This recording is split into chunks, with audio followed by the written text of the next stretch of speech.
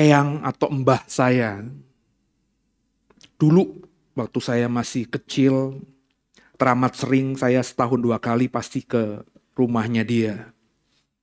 Liburan sekolah di Juni-Juli pasti ke Kediri, ke rumah dia. Dan Natalan pasti meluangkan waktu sampai tahun baru ke rumah Eyang. Dalam percakapan saya dengan dia, dengan mereka, dalam percakapan mereka dengan kami semua anak mantu cucu, selalu diceritakan tentang bagaimana mereka dulu melewati hidup. Puji Tuhan, eyang saya termasuk orang yang berada. Tapi dia pernah cerita bahwa di zaman Jepang sekitar tahun 41 sampai 44, 45 begitu. Ketika Jepang menjajah Indonesia. Dia bilang begini, banyak orang di sekitarnya, tetangga di luar desanya, karena di desa itu semuanya keluarga. Jadi gotong royongnya, bantu-membantunya lebih erat, tapi di desa tetangga. Mbak saya bilang banyak orang yang makan dedak. Dedak itu adalah saya taunya makanan binatang, makanan ternak. Tapi saya coba cari tahu beberapa waktu yang lalu apa maksudnya dedak itu. Rupanya itu adalah kulit padi, saudara. Jadi orang panen terus ditumbuk, zaman dulu belum ada mesin, terus ditampah begitu. Nah, kulit padinya itu dimasukkan dalam karung dan kemudian dijadikan makanan ternak, dan itu yang menjadi makanan orang banyak zaman itu. Di zaman Jepang sulit sekali orang bisa makan enak. Resesi ekonomi. Resesi ekonomi di zaman Jepang itu faktornya faktor lokal. Cuma di Indonesia saja. Karena memang penjajahan Jepang yang begitu mengerikan sehingga dampaknya rakyat mengalami kesusahan. Waktu semakin cepat saya sudah kuliah, terjadilah sebuah resesi ekonomi yang saya alami langsung dengan mata saya sendiri, resesi tahun 98. Memang kalau kita pelajari, resesi 98 itu ada faktor internal juga, lokal Indonesia. Di mana zaman itu Orde Baru sudah tidak lagi stabil pemerintahannya. Banyak orang mulai berani mengkritik Pak Harto dan kroni-kroninya, terutama anak-anaknya yang berbisnisnya tidak sehat begitu. Kemudian juga ada salah sistem perbankan. Saya masih ingat banget, ada banyak bank-bank yang disuntikkan dana tapi ternyata uangnya dibawa lari oleh para pemilik bank itu ke luar negeri. Kemudian hutang Indonesia yang begitu luar biasanya besar, sedangkan kita devisanya, kemudian juga kemampuan untuk mengekspor barangnya sangat kecil sehingga timpang.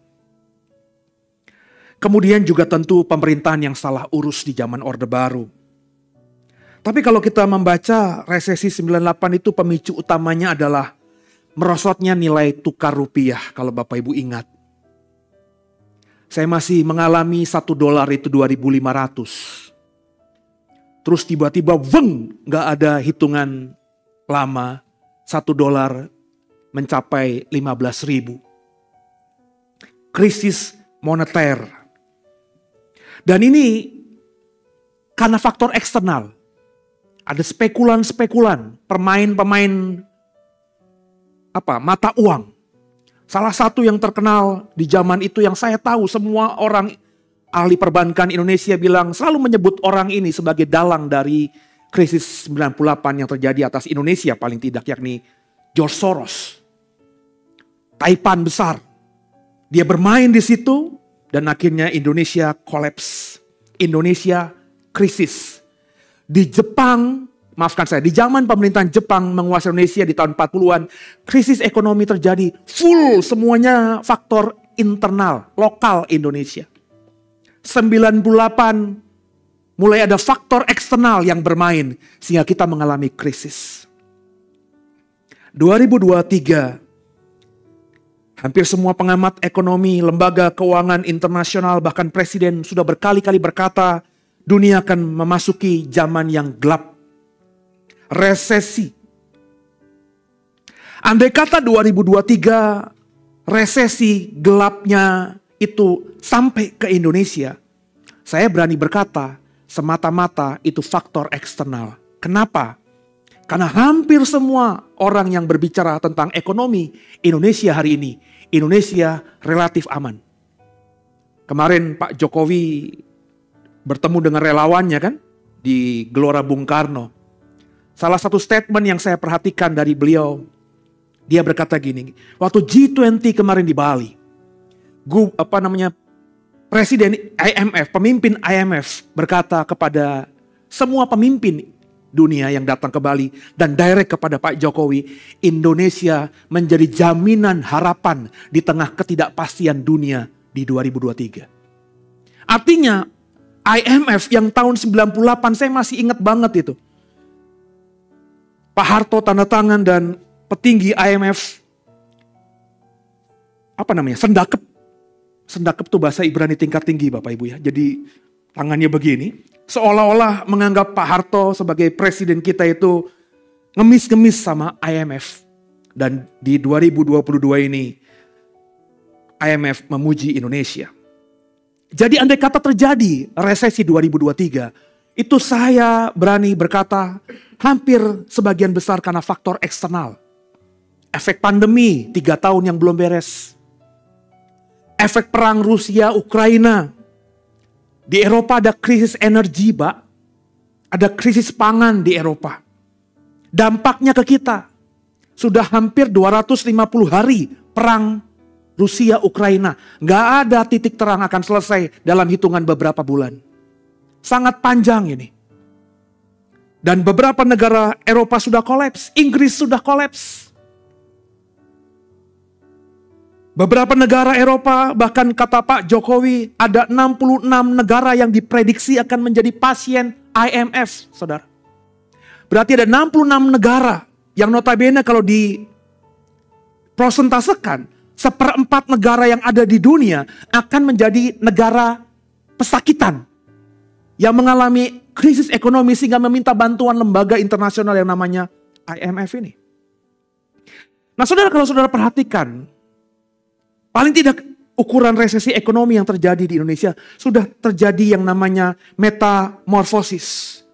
Di tahun 40-an krisis ekonomi karena faktor semata-mata internal di Indonesia yang saat itu memang dijajah sama Jepang yang jahat. Di tahun 98, 50-50. Ada kesalahan lokal pemerintah kita yang tidak bisa memanage keuangan dengan baik, pemerintahan dengan baik, dan juga ada faktor pemain falas, George Soros dan beberapa pialang di luar sana yang menghancurkan ekonomi kita, rupiah kita. Tapi di 2023, andai kata kita berdoa tidak, andai kata Tuhan izinkan terjadi resesi, semua karena faktor eksternal. Saya berusaha untuk membahasakan dengan sederhana. Artinya saudara, dari faktor lokal, campuran faktor eksternal. Bapak Ibu paham tidak? Artinya apa? Artinya semakin ke depan mendekati akhir zaman. Resesi ekonomi yang terjadi dimanapun itu sangat dipengaruhi oleh faktor eksternalnya. Ini akibat dunia yang semakin sempit hari ini. Masalah orang, masalahnya di Eropa Utara, Rusia dan Ukraina, tapi dampaknya ke kita. Jadi saya berpikir bergumul beberapa waktu yang lalu di menjelang akhir zaman kedatangan Tuhan nanti yang kedua. Bahagianya kita itu dipengaruhi oleh eksternal. Kita berusaha menjaga diri, bisa celaka juga. Karena faktor eksternal. Saya masih ingat kemarin ketika saudara kita Pak Lesmana kecelakaan. Saya lupa Pak Lesmana atau Bu Iren istrinya yang bilang sama saya. Pak Lesmana naik motor udah pelan-pelan Pak. Udah bener Pak. Udah jaga bener aja. Masih ada gara-gara orang lain. Pak Lesmana ditabrak. Ini gambaran dunia akhir zaman. Kita gak bisa berkata negeri kita aman. Negeri kita stabil. Gak bisa. Kalau dunia di luar sana goncang, kita pun akan dipengaruhinya. Semengerikan ini saudara, dunia akhir zaman.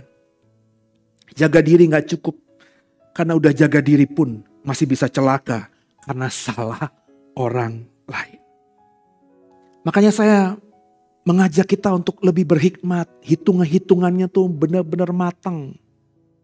Udah kita hitung-hitungannya matang aja. Kita gak salah, kita bisa celaka gara-gara orang. Apalagi kalau Bapak Ibu gerusa-gerusu. Gak berpikir panjang dalam mengambil keputusan. Mentang-mentang ada, langsung kerjakan. Tanpa menggumulinya lebih dalam lagi. Bahaya. Saya tidak bernubuat. Tapi akan banyak orang kehilangan harta bendanya. Karena kebodohannya sendiri. Ketika masuk pandemi COVID 3 tahun yang lalu. Saya masih ingat di sekitar Maret, April, Mei, Juni, Juli sampai Agustus. Banyak hamba Tuhan yang berkata, kita gak mungkin mengalami dampak apapun dari COVID-19. Why? Kita punya janji Tuhan di Mazmur 91. Coba kita munculkan Mazmur 91 ayat 7 saudara. Ayat yang sangat populer. Mazmur 91 ayat yang ke-7. Demikian firman Tuhan. Walau 1000 rebah di sisiku. Nangkep saudara? Lagu yang sering kita nyanyikan. Ayatnya lebih tepatnya 1000 rebah di sisimu. 10.000 rebah di sebelah kananmu. Bukan cuma sisi kiri. Tapi secara direct disebutkan kanan. Kata kanan dalam Alkitab itu berbicara mengenai sesuatu yang lebih spesial. Yang rebah bukan yang di sisi kiri saja, yang di kanan juga rebah, bahkan berkali lipat rebahnya daripada yang ada di sisi kiri. Tapi firman Tuhan katakan tidak akan menimpamu. Haleluya, amin. Saya masih ingat. Dan kalau Bapak Ibu temenan sama saya di Facebook, di Instagram, saya termasuk orang yang paling keras hari-hari itu. Menentang orang gampang banget mengklaim hidupnya akan diberkati Tuhan dari Mazmur 91. Banyak orang yang menyerang saya balik. Masa pendeta, pengkhotbah, hamba Tuhan katanya gak percaya firman Tuhan. Saya ngelus dada aja saudara. Dia gak kenal saya, terus bilang saya tidak percaya firman Tuhan. Kalau saya mau nakal saudara, saya mau ngajak ribut, saya mau berkata, lu aja yang bacanya gak bener. Memang ayatnya begini, 1000 rebah, 10.000 rebah tidak akan menimpa kita.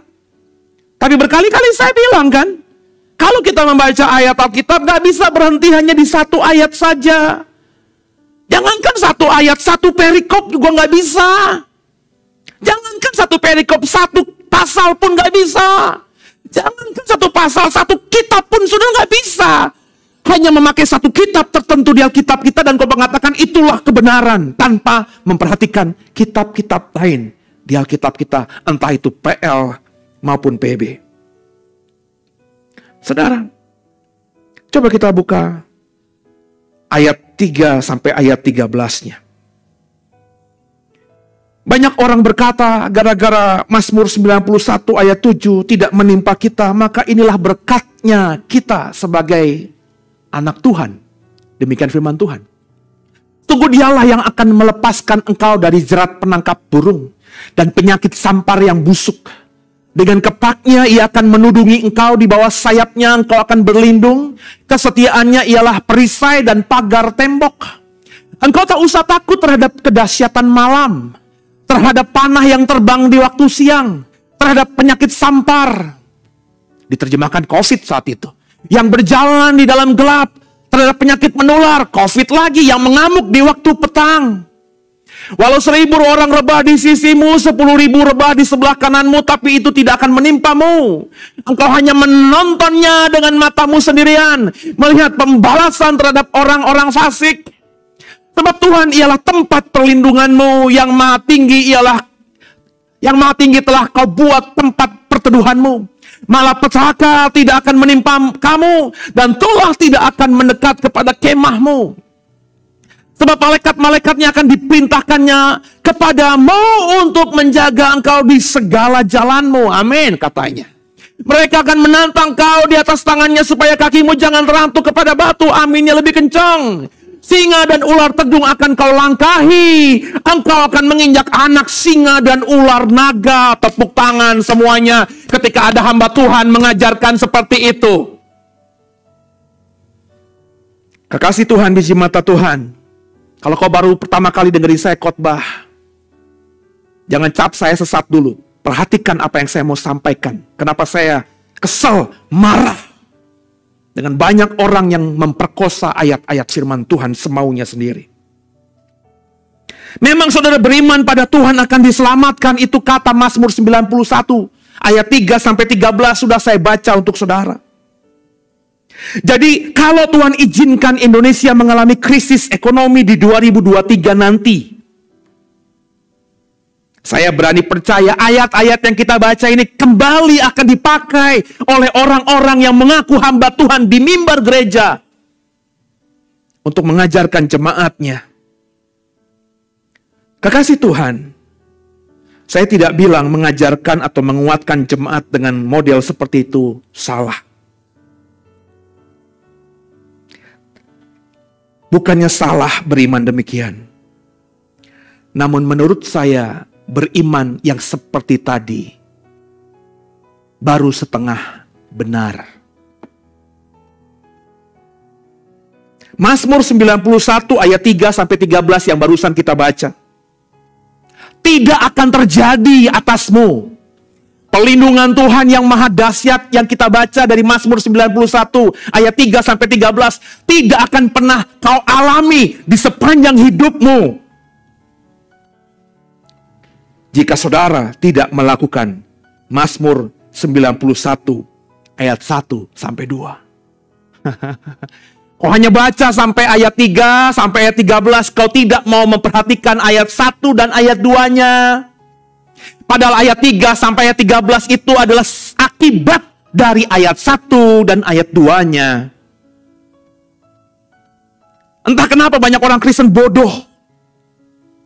Dan entah kenapa banyak hamba Tuhan berdiri di mimbar itu tidak mengajarkan kebenaran. Dengarkan saya. Ya di atas ya tidak, di atas tidak. Alkitab ini udah berkali-kali saya baca.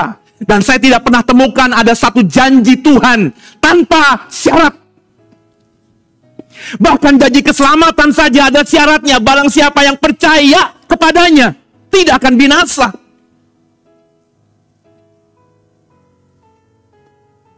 Benar nggak saudara? Ya Yesus datang ke dunia untuk mengasihi kita. Ya Yesus korbankan nyawanya di atas kayu salib, darahnya tercurah. Tapi itu tidak akan menjadi apa-apa atas diri kita kalau sudah tidak percaya dengan sungguh pada apa yang sudah dilakukannya pada kita itu. Mazmur 91 ayat 3-13 itu memang janji indah Tuhan. Kau akan menontonnya saja. Rebah di kiri, rebah di kanan. Kau hanya menontonnya saja. Malaikat Tuhan akan menjaga di setiap jalanmu. Diperintahkannya dia menjaga kemahmu, menjaga keluar masukmu, dan indahnya janji Tuhan itu. Tapi kau lupakan ayat 1 dan ayat 2-nya. Apa ayat 1 dan ayat 2-nya? Coba dibuka. Demikian firman Tuhan. Orang yang duduk dalam lindungan yang maha tinggi dan bermalam dalam naungan yang maha kuasa akan berkata kepada Tuhan, tempat perlindunganku dan kubu pertahananku, Allahku yang kupercaya. Baru ayat 3-4-13 yang berisi janji indah pertolongan Tuhan atas kita menghadapi masalah. Berarti syaratnya agar kau dilindungi Tuhan di Mazmur 91 apa?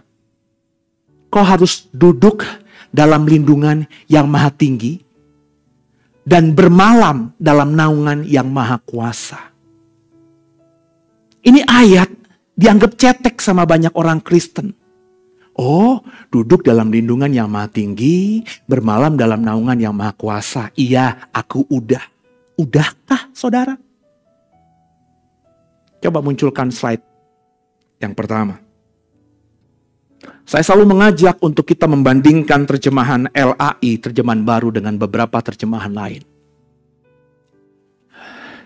Mazmur 91 ayat 1-2 terjemahan baru LAI berkata demikian. Saya ulangi lagi. Huruf kuning, perhatikan. Orang yang duduk dalam lindungan yang maha tinggi dan bermalam dalam naungan yang maha kuasa akan berkata kepada Tuhan, tempat pelindunganku dan kubu pertahananku, Allahku yang kupercayai.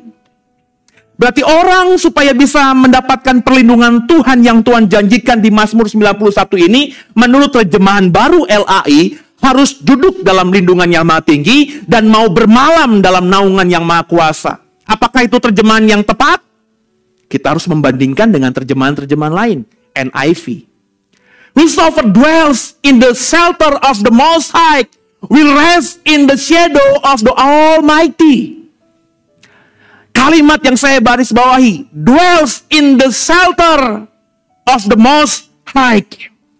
Jadi saudara, agar saudara mendapatkan janji Tuhan, penyertaan Tuhan, perlindungan Tuhan, sehingga ketika nanti Tuhan izinkan 2023 kita mengalami krisis ekonomi global, kau melihat 1.000 rebah di kiri, 10.000 rebah di kanan, kau hanya menontonnya saja. Menurut terjemahan NIV, saudara harus tinggal di naungan yang maha tinggi, akan beristirahat dalam bayang-bayang yang maha kuasa. Saudara harus mau tinggal, dwells in the shelter of the Most High. Tinggal. Berarti saudara nggak boleh keluar dari lindungan yang maha tinggi. Saudara nggak boleh keluar dari naungan dia. Saudara harus tinggal di dalam dia. Apakah ini ditafsirkan hanya menjadi orang beragama Kristen?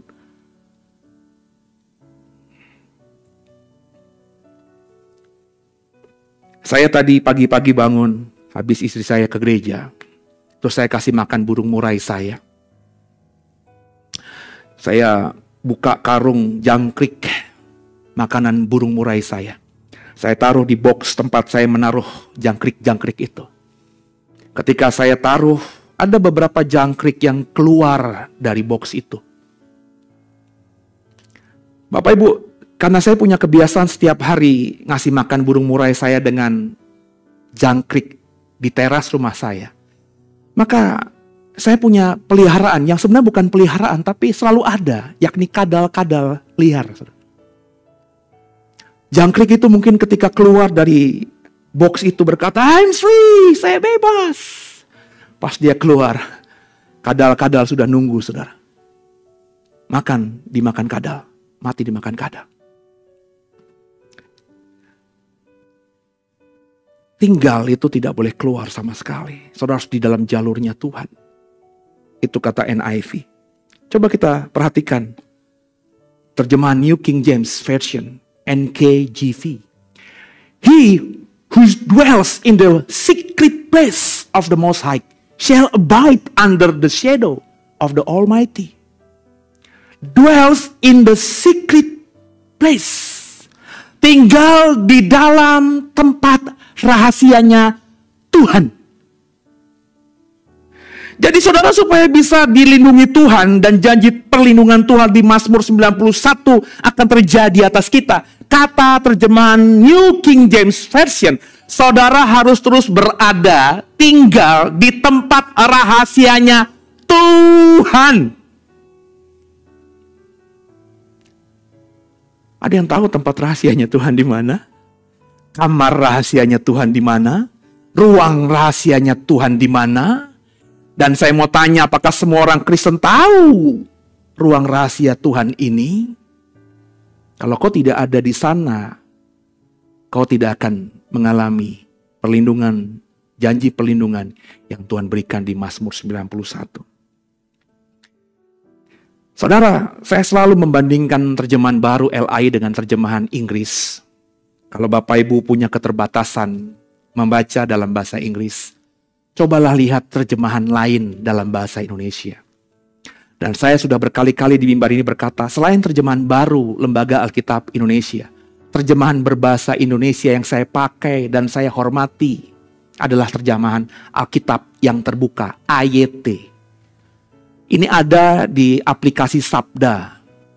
Memang yang menerjemahkan ini adalah orang-orang di balik aplikasi Sabda itu. Kalimatnya, terjemahannya dalam bahasa Indonesia jauh lebih tajam dari terjemahan baru Lembaga Alkitab Indonesia. Alkitab yang terbuka menerjemahkan seperti ini. Dia yang tinggal dalam lindungan Allah yang maha tinggi akan bermalam dalam naungan yang maha kuasa. Jadi kalau saudara tidak tinggal dalam Tuhan, saudara nggak bisa bermalam dalam perlindungan Tuhan. Berarti penting saudara kembali tinggal dalam lindungan Tuhan.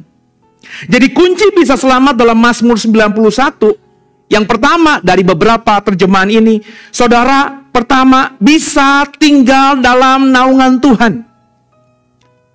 Bisa tinggal dalam naungan Tuhan. Caranya supaya kita bisa tinggal dalam naungan Tuhan itu gimana? Pertama, kita mau apa tidak?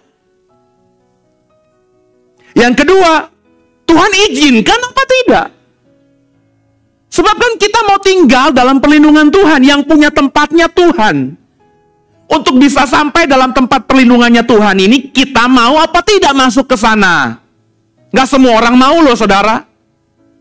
Dan kalaupun mau, Tuhan izinkan apa tidak? Karena biar bagaimanapun itu tempat punya Dia. Hak prerogatif ada di tangan Tuhan. Kemudian kalau kita perhatikan terjemahan apa tadi, NKJV tadi, New King James Version tadi, saudara tahu nggak tempat rahasia? Slide berikutnya, tempat rahasia Tuhan itu.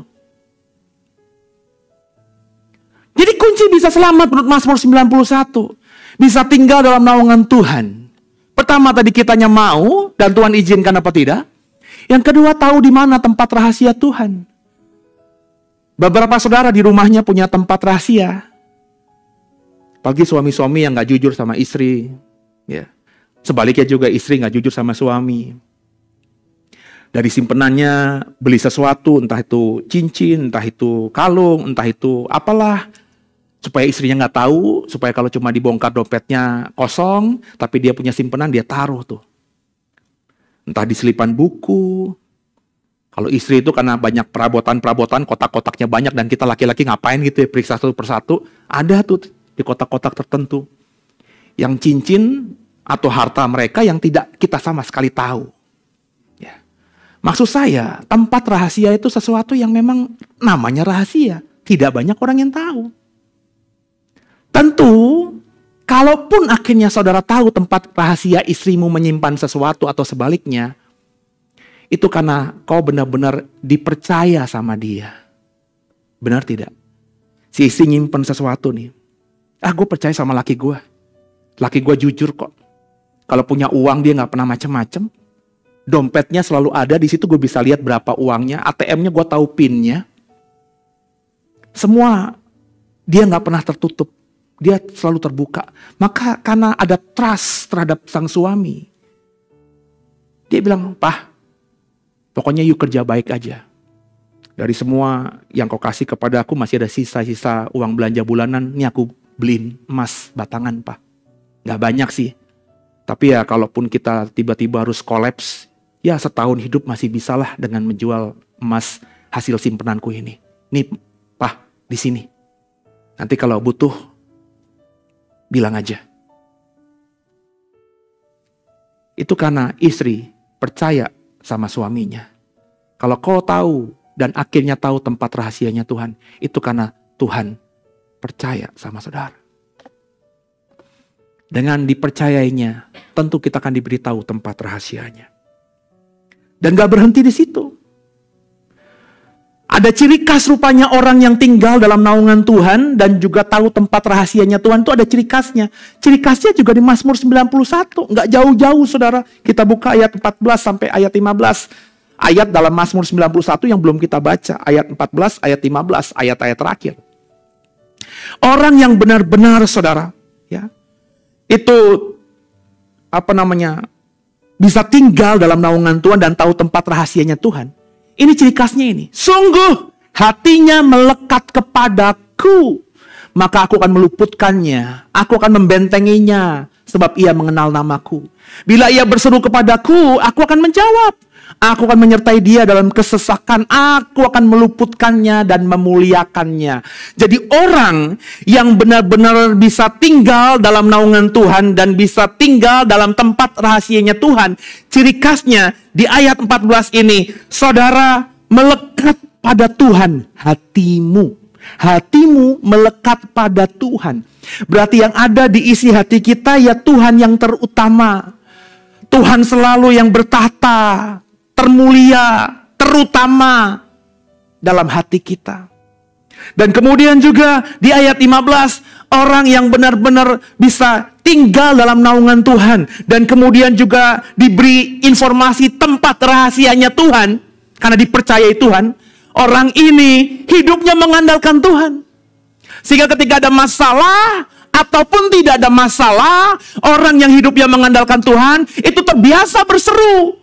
Gak seperti banyak orang Kristen di luar sana yang kalau ada masalah aja baru berseru, Tuhan, Tuhan, tolong saya. Tapi ketika tidak ada masalah, semuanya running well, lupa sama Tuhan. Tipikal manusia. So jangan bilang sama saya kau hidup mengandalkan Tuhan. Sebab maafkan saya melayani bukan setahun 2 tahun, hampir 20 tahun. Saya banyak mengamati orang yang katanya mengandalkan Tuhan itu benar-benar memang kelihatan mengandalkan Tuhan. Tapi ketika memang sedang ada masalah dalam hidupnya, dia nggak tahu jalan keluarnya gimana, dia nyaris putus asa, orang terdekatnya sudah angkat tangan terhadap dia, maka dia berseru, Tuhan, Tuhan.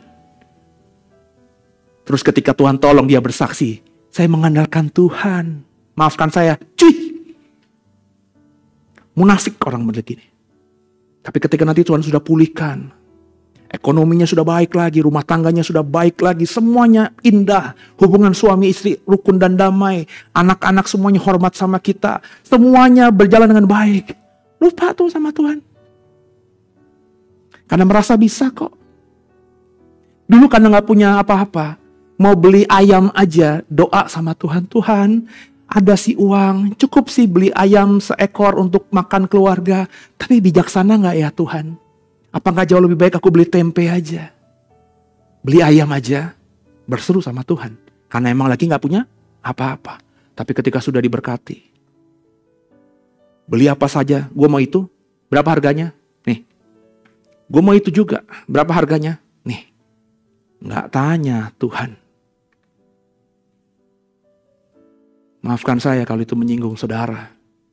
Saya nggak niat menyinggung saudara. Saya ngomongin fakta aja. Karena saya bilang tadi, saya sudah melayani hampir 20 tahun ini. So saya kenal banget yang namanya orang-orang Kristen, karakternya seperti apa. Kekasih Tuhan. Apakah semua orang bisa tahu tempat rahasia Tuhan? Tidak. Apakah semua orang bisa tinggal dalam naungan Tuhan? Tidak.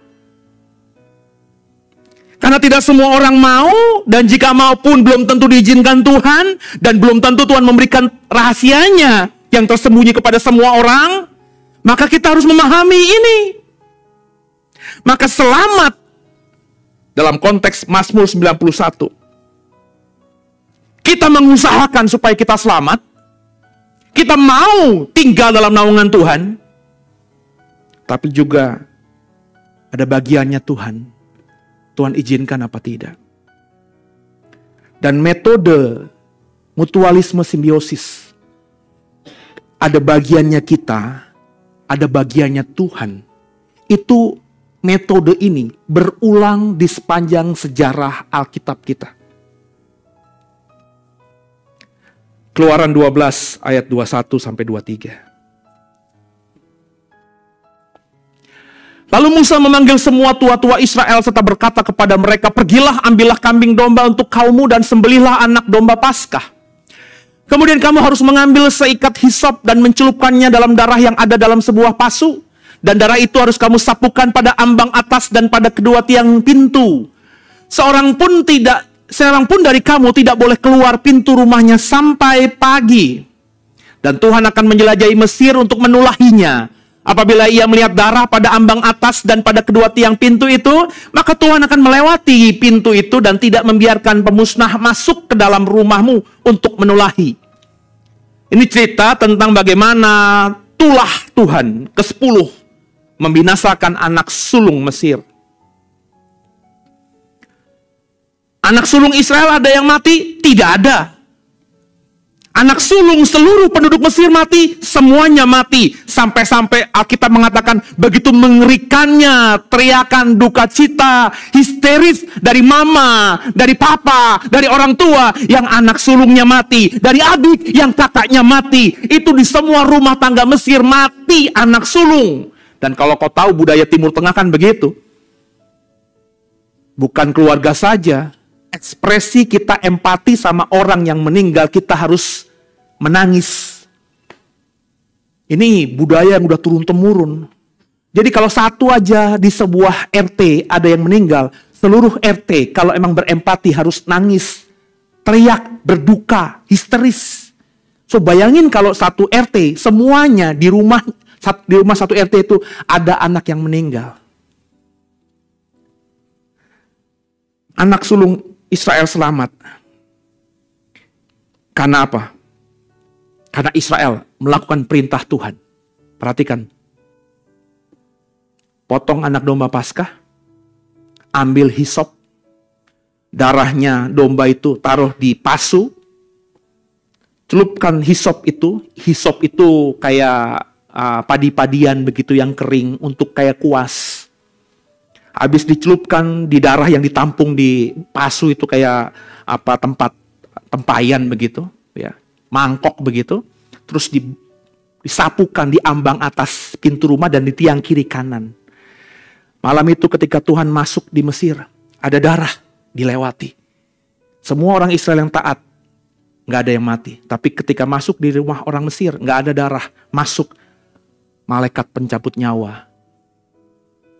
Mengambil setiap nyawa anak sulung Mesir. Israel selamat karena lakukan perintah Tuhan. Dan ada bagian Tuhan juga yang mengenapi janjinya kepada Israel. Berulang kan? Yeskiel 9 ayat 3-4. Saya barusan membaca ini minggu lalu karena tadarusan Alkitab masuk kitab Yeskiel. Pada saat itu kemuliaan Allah Israel sudah terangkat dari atas kerub. Tempatnya semula ke atas ambang pintu bait suci. Dan dia memanggil orang yang berpakaian lenan dan yang mempunyai alat penulis di sisinya. Ayat 4. Firman Tuhan kepadanya. Berjalanlah dari tengah-tengah kota yaitu Yerusalem. Tulislah huruf T pada dahi orang-orang yang berkeluh kesah. Karena segala perbuatan-perbuatan keji yang dilakukan di sana. Kalau kau baca nanti ceritanya, orang yang dikasih tanda T oleh malaikat yang pakai baju lenan dan punya alat tulis ini, itu diluputkan dari maut. Sedangkan semua orang yang gak punya tanda T di dahi, kalau kau nanti baca Yeskiel 9 secara utuh, mati dibinasakan Tuhan. Ini bukan orang kafir, Pak. Ini penduduk Yerusalem. Yang dalam konteksnya Yeskiel, semua orang di Yerusalem itu, hampir semuanya, umat Tuhan, bangsa pilihan Tuhan, hidupnya jahat di mata Tuhan. Sehingga akhirnya mereka dibuang ke Babel.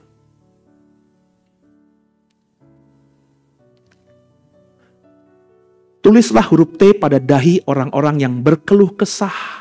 Jadi orang yang selamat, itu yang terjemahan LI katakan orang-orang yang berkeluh kesah karena segala perbuatan-perbuatan keji yang dilakukan di sana.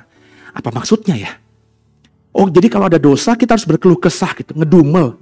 Karena berkeluh kesah kan begitu ya? Gimana sih nih?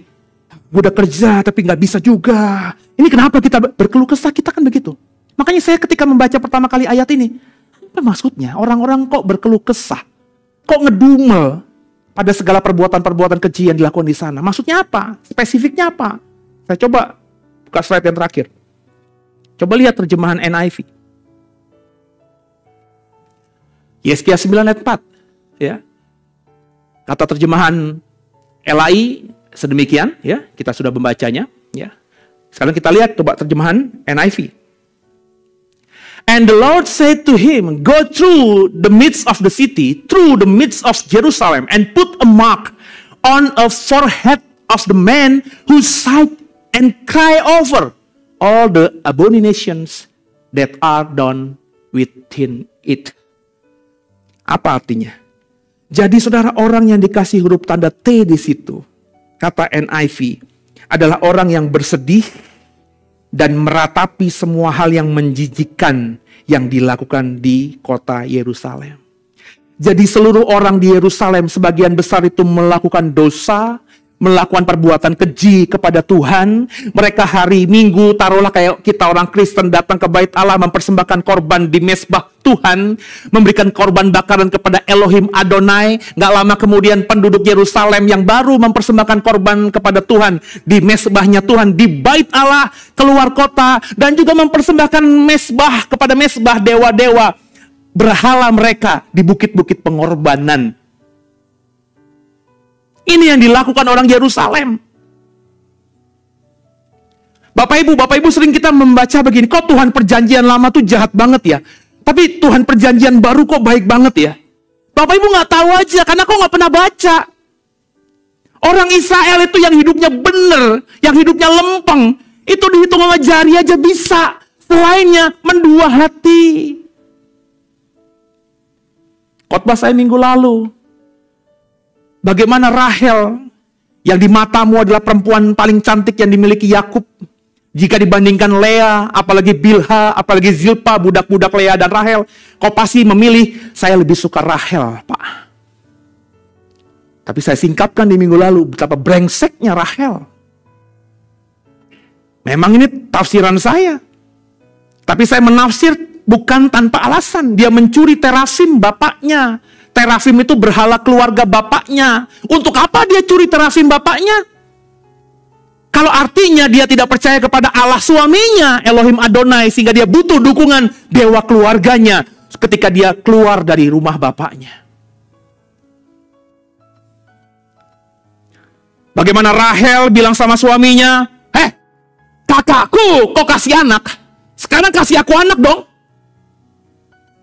Yakub marah. Alahkah aku sehingga bisa memberimu anak? Padahal kau tahu sendiri kalau kau baca di Alkitab, begitu seringnya malam yang dilewati Yakub itu ada di kemahnya Rahel. Pernah suatu cerita, Ruben anak sulung dari si Lea itu habis pulang dari ladang, dari padang, bawa buah dudaim. Buah dudaim ini buah yang bisa menaikkan hormon, ya, sehingga hubungan suami istri bisa bagus begitu. Terus Rahel minta, karena Rahel itu suamiku sering tidur sama aku, tapi kenapa aku gak kasih anak ya? Maka dia pikir kalau dikasih dudaim, dia makan dudaim, suaminya dikasih dudaim, mereka berhubungan suami istri, mereka kan dapat anak. Tapi kata Lea apa? Ini buah dudaim Ruben, anakku. Akan kuberikan tapi ada upahnya dong. Oke, apa yang kau minta kakakku? Kalau ku kasih buah dudaim ini padamu hari ini, malam nanti suami kita tidur sama aku di kemah ya. Berarti apa? Lea jarang dikunjungi sama Yakub. Singkat cerita juga ketika si Rahel dapat anak dari Bilha, namanya Dan. Itu kan dia mengkondisikan si Bilha untuk tidur jadi istrinya Yakub, supaya kalau mereka punya anak, dia juga punya anak. Tapi ketika si Dan lahir ada di gendongannya si Rahel. Apa kata Rahel? Akhirnya Tuhan mendengarkan permohonanku. Loh, padahal si Bilha punya anak dari Yakub itu karena maunya dia, bukan karena maunya Tuhan. Itu bukan kehendak Tuhan. Andai kata dia bersabar aja, faktanya Rahel akhirnya diberikan anak oleh Tuhan. Yusuf, Benjamin. Yang saya mau katakan saudara, bahwa kita sudah belajar di perjanjian lama, bahwa memang orang-orang Israel itu jahat mendua hati. Kenal Mika, banyak orang Kristen namanya Mika. Kenapa banyak orang Kristen namanya Mika? Karena salah satu nama dari hakim-hakim. Bapak Ibu udah pernah baca cerita Mika di dalam kitab Hakim-Hakim belum? Mika di luar rumahnya membangun kuil. Padahal boleh nggak bangun kuil? Nggak boleh. Hari itu Tuhan ada di kemahnya. Kemahnya di mana? Di Silo. Dijaga oleh Imam Eli. Tapi Mika membangun kuil. Dan dalam kuilnya ada terafim, ada berhala-berhala, ada mesbah. Mika yang hakim-hakimnya Tuhan aja mendua hati sama Tuhan. Itu kenapa di perjanjian lama tuh Tuhan tuh udah muak banget. Marah banget sama Israel. Sehingga berkat sama kutuk itu terlihat dengan jelas. Dan sedihnya saya banyak kita sekarang mengikuti lagi tabiat buruknya orang Israel di zaman perjanjian lama. Sering mendua hati. Gak mau hidup bergantung sama Tuhan saja. Jadi saudara, di Yehezkiel ini orang-orang dikasih tanda T dan akhirnya gak dibunuh sama Tuhan. Itu karena mereka ketika melihat orang-orang berbuat dosa di Yerusalem. Mereka sedih. Mereka meratapi dan mengadu sama Tuhan. Tuhan, kenapa saudara-saudaraku di Yerusalem ini berbuat jahat ya? Dan karena mereka gak suka dilakukan oleh orang-orang Israel lainnya, orang Yerusalem lainnya. Mereka berarti tidak melakukan perbuatan yang sama. Makanya mereka diselamatkan Tuhan. Dari Yehezkiel ini, selamat. Karena Tuhan pertama kasih tanda T di dahi mereka. Ada bagiannya Tuhan sehingga mereka selamat. Tapi gak berhenti di situ. Ada bagian orang-orang yang dikasih tanda T ini. Yang apa? Yang tidak mau melakukan dosa dan benci dosa yang dilakukan oleh saudara-saudara mereka di Yerusalem. Saya selalu bilang, kalau kau sudah membaca Alkitab, keselamatan itu kita dapatkan. Ada bagiannya Tuhan yang diberikan keselamatan itu kepada kita. Dan juga ada bagian kita yang berusaha mengusahakan mendapatkan keselamatan itu.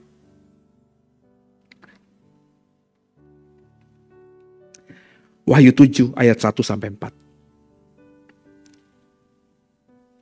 Kemudian daripada itu, aku melihat 4 malaikat berdiri pada keempat penjuru bumi dan mereka menahan keempat angin bumi supaya jangan ada angin bertiup di darat dan di laut dan di pohon-pohonan.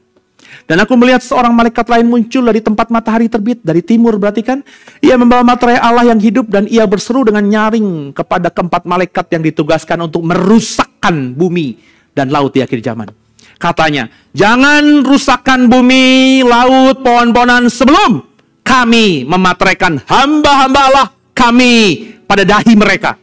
Dan aku mendengar jumlah mereka yang dimateraikan itu 144.000 yang telah dimateraikan dari semua suku keturunan Israel.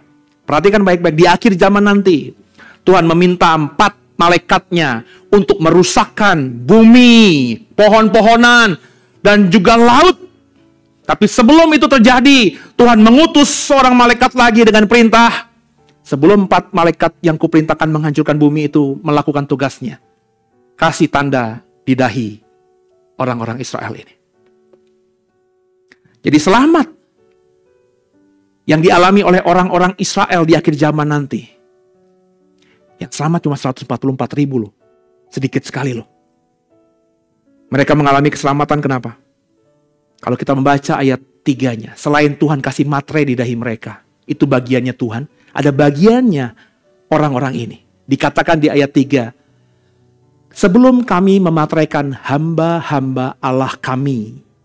So yang dimateraikan sehingga selamat orang Israel di akhir zaman adalah hamba-hamba Tuhan. Doulos tuteu. Budaknya Tuhan. Jadi dengarkan saya. Di akhir zaman nanti. Ada orang Israel yang mungkin belum percaya kepada Yesus. Tapi lewat iman mereka sebagai orang Yahudi, sebagai orang Israel. Mereka benar-benar berusaha melakukan dengan sungguh segala ketetapan-ketetapan yang Tuhan berikan via Musa kepada mereka di Sinai, yakni Taurat itu. Mereka adalah hamba-hamba Tuhan yang berusaha menjaga hidupnya berkenan kepada Tuhan.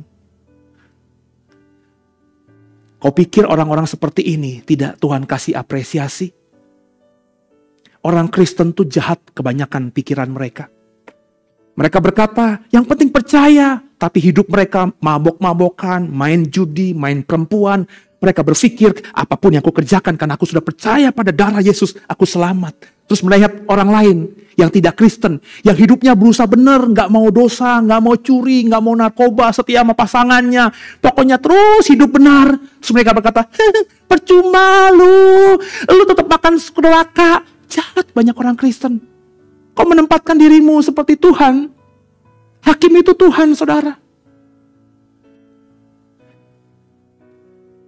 Orang Israel ini diselamatkan, tidak percaya kepada Yesus. Kau baca baik-baik di situ.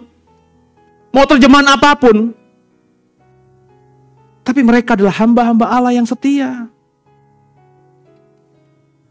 Mereka kenapa gak percaya sama Yesus? Dengarkan saya, karena lu yang Kristen gak mau menginjili mereka.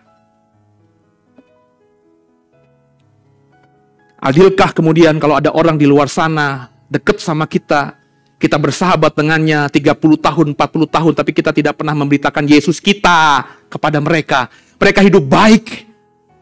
Mereka tapi tidak kenal Yesus karena kita sahabat dekatnya gak pernah cerita sama dia. Tapi mereka hidup benar, lempeng. Terus kau dalam hati berkata, aduh sahabatku, buat apa lo buat baik-baik? Buat apa gak korupsi? Lo hidup baik gak korupsi tetap masuk neraka. Sedangkan dirinya hari-harinya korupsi. Terus dengan jumawa berkata, yang penting darah Yesus membasuh dosaku. Benar darah Yesus membasuh dosamu. Tapi hidupmu gak mencerminkan kau menghargai darah Yesus yang kudus itu. Keselamatan yang terjadi dalam konteks ayat-ayat di atas itu berkaitan dengan sebuah tanda. Tema khotbah saya bersiap menghadapi badai. 2023 maybe. Tapi kata pengamat dan lembaga internasional nggak berhenti 2023. Bisa 2024, 2025 dan seterusnya. Tergantung nanti apakah perang Rusia dan Ukraina cepat berhenti. Dan kalaupun berhenti, tidak adakah perang lain. Tapi kalau kau membaca perpolitikan dunia hari ini, kan lagi panas itu Cina sama Taiwan. Amerika dan sekutu lagi sengit sama Korea Utara yang hari-hari ini enak amat gitu. Uji coba rudal nuklirnya dekat perbatasan dengan Korea Selatan. Kalau kau baca berita internasional, Korea Selatan sampai menerbangkan beberapa pesawatnya hampir setiap hari di perbatasan itu untuk apa? Membuat getar Korea Utara. Tapi Korea Utara nggak peduli.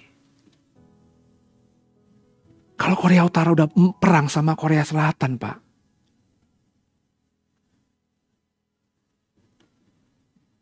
Jepang nggak terlibatkah? Kurang deket kok. Tinggal turun dikit. Asia Tenggara nggak kena imbasnya kah? Apalagi kalau sudah bermain nuklir. Cina kalau udah benar-benar marah sama Taiwan, kau pikir nanti yang susah hanya orang-orang yang tinggal di Taiwan saja kah? Ingat loh, Cina adalah superpower secara ekonomi.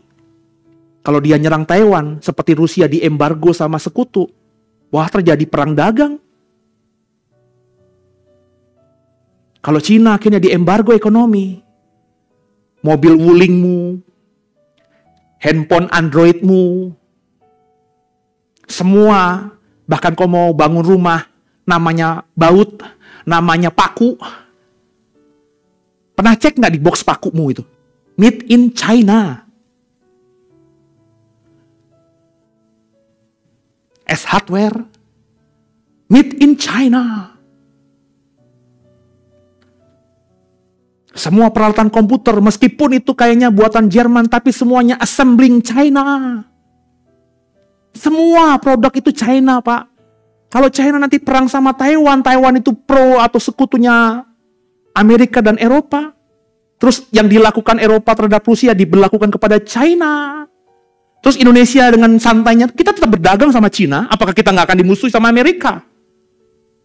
Oh, kau terlalu naif kalau mengatakan nggak jauh itu Indonesia nggak akan terlibat. Jadi saudara menghadapi kegelapan di akhir zaman ini penting punya tanda. Tanda itu membuktikan kita bersiap menghadapi badai. Di Yeskiel dan dalam kitab Wahyu yang kita baca, tanda itu Tuhan taruhkan di dahi. Yang bisa ngelihat hanya makhluk supranatural yang namanya malaikat. Sehingga ketika malaikat yang diperintahkan Tuhan untuk menghukum dunia ini, ketika lihat ada tanda di dahi kita, kita diluputkan. Walau 1000 rebah di sisiku. Itu tergenapi dalam hidup saudara.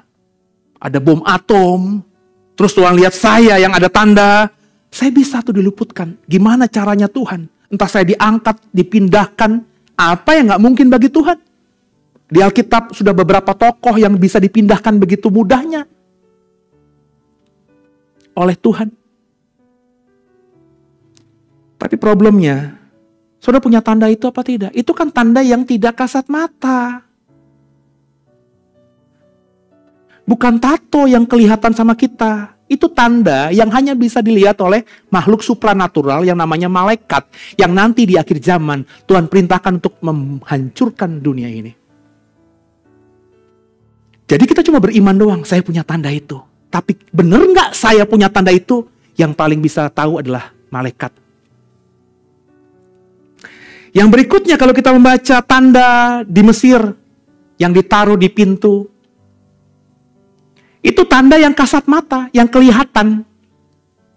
Maka saya berkata kepada saudara, saudara juga harus, kalau beriman diselamatkan Tuhan, Mazmur 91 tergenapi dalam hidup kita, kita mau tergenapi dalam hidup kita, milikilah tanda yang kelihatan sama orang bahwa kau memang orang-orang yang dalam perlindungan Tuhan.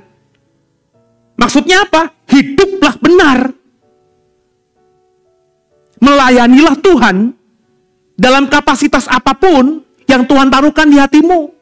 Kalau kau ibu rumah tangga, disitulah melayani Tuhan. Kalau kau pebisnis, disitulah melayani Tuhan. Kalau kau adalah pendeta, disitulah melayani Tuhan. Kalau kau adalah supir ojek, disitulah melayani Tuhan. Tadi saya naik Gojek dari rumah ke sini, Pak. Tanya Silo. Seumur hidup saya belum pernah naik Gojek. Bukan motor ya, mobil. Itu yang pas buka, wanginya minta ampun. Bukan wangi bau ya, wanginya, wangi pewangi. Terus saya lihat di pintu, karena anak saya dari samping, saya pas masuk buka pintu, ada di selipan pintu Avanza, mobilnya Avanza, ada 2 Aqua 500 mili.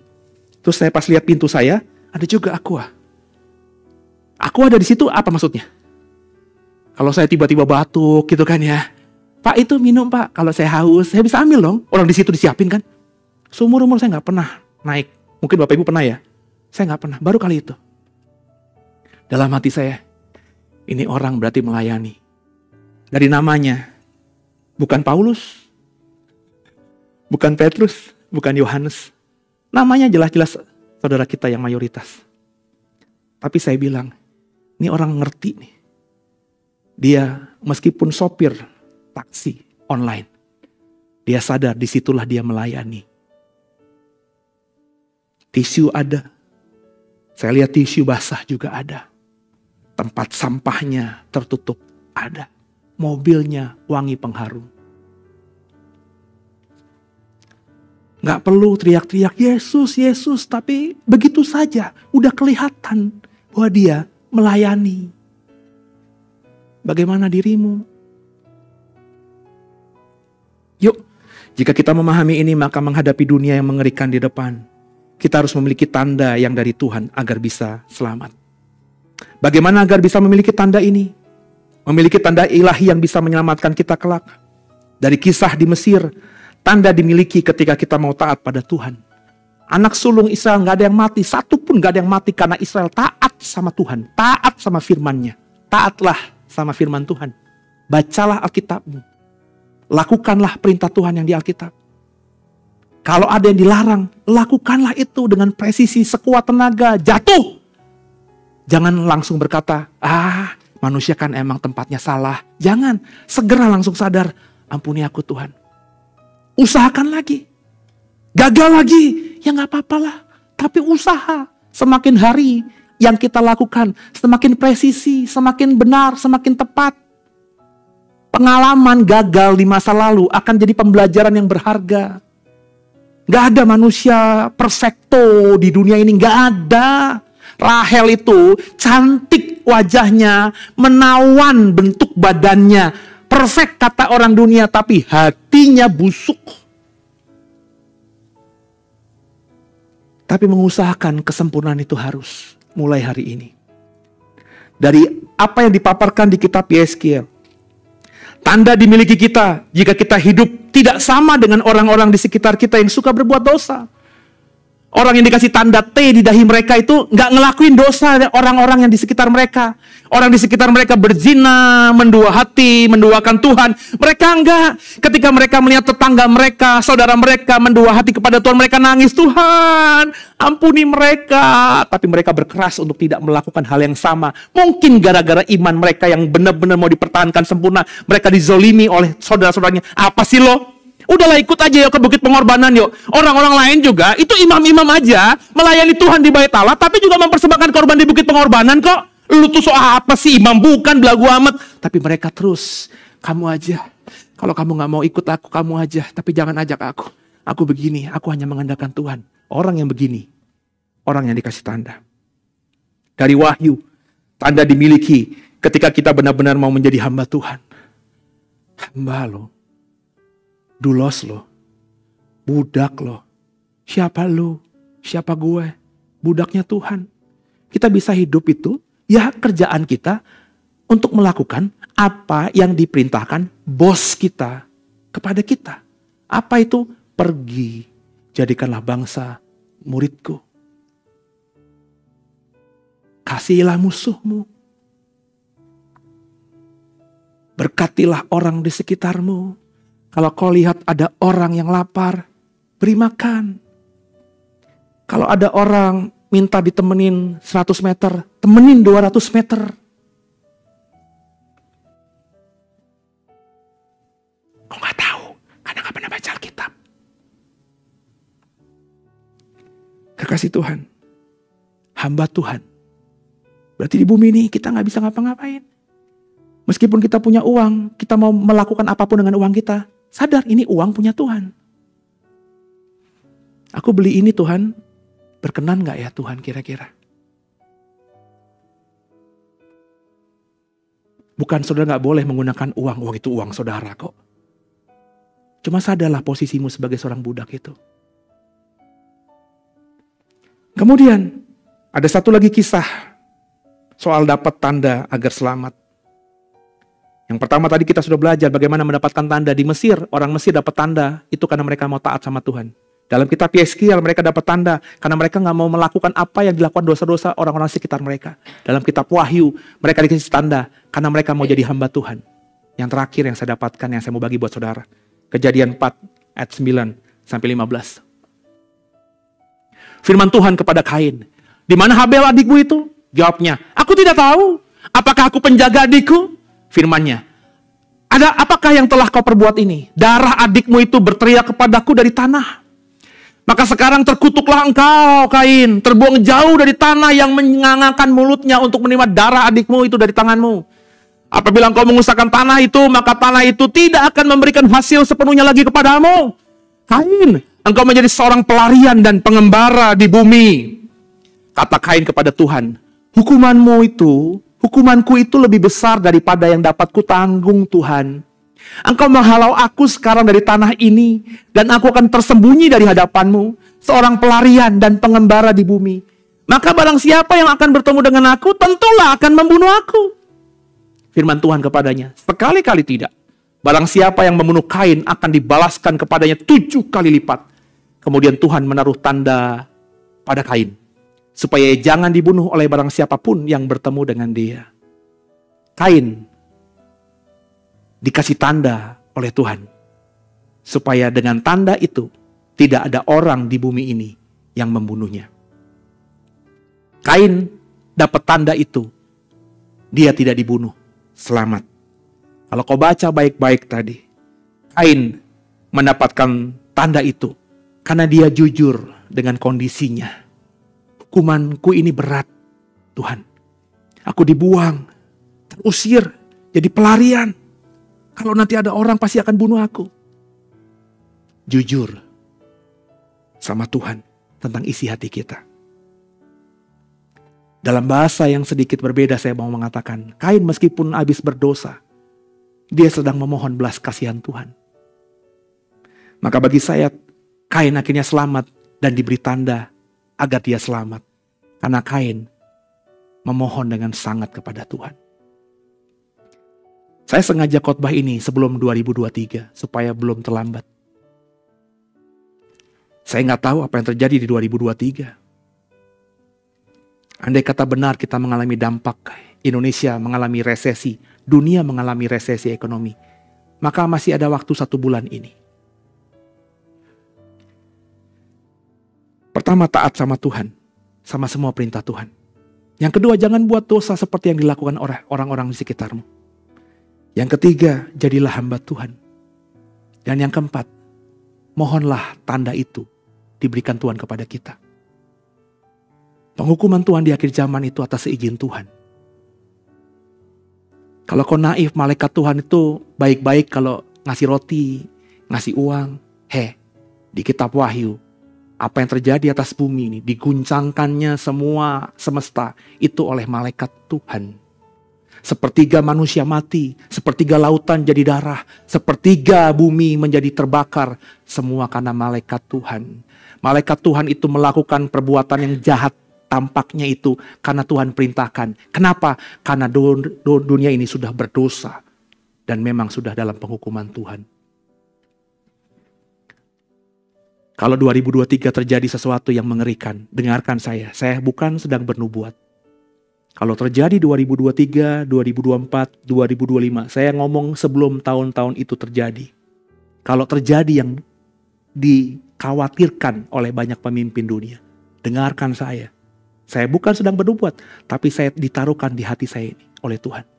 Percepatan dunia akan begitu cepatnya, jauh lebih cepat dari 10 tahun yang terakhir ini. Yang terjadi 3 tahun terakhir ini aja percepatannya luar biasa. Bagaimana internet itu mengubah dunia. Hanya gara-gara virus COVID, dunia berubah. Jika dipahami sungguh, tanda keselamatan kita di atas.